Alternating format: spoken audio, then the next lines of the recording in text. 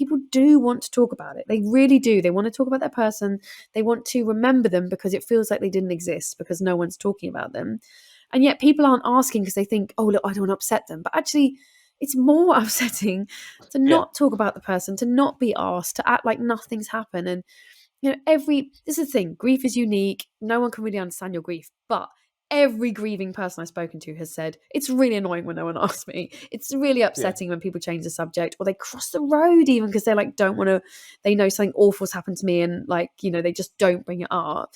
So I wish we would just allow people to be sad and not be so panicked when it happens. If somebody starts crying when you say to them, oh, I'm so sorry about your dad, and they well up a bit and they're like, oh thanks, that doesn't mean you made them cry. You've upset them. The death made them cry. The dead dad is making them cry. You're just allowing them to express something and giving them space to be like, yes, you can be sad for 2 minutes. I'm going to be here for you. And I think that's the thing of like, I say in the book, like, you can't re-dead the dead. Like, that's happened.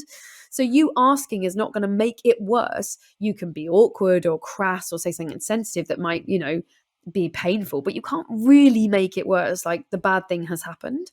So once you sort of let yourself off the hook a bit and kind of go, oh, fuck it, I'm just going to ask them. And if they get really upset, I can always say, oh God, sorry, this is too upsetting. We can change the subject, but I just wanted you to know that I care. I just wanted to try and be here for you. Sorry if I've done it badly. It's a really good point. And, and reading the book, I kind of, I realize, I think because there's no script, there's no, there's no real way of knowing what the polite thing to do. And I do, you make some very good points in the book, but I met a friend who I hadn't seen for a couple of years, probably since before lockdown, and his brother had died during lockdown.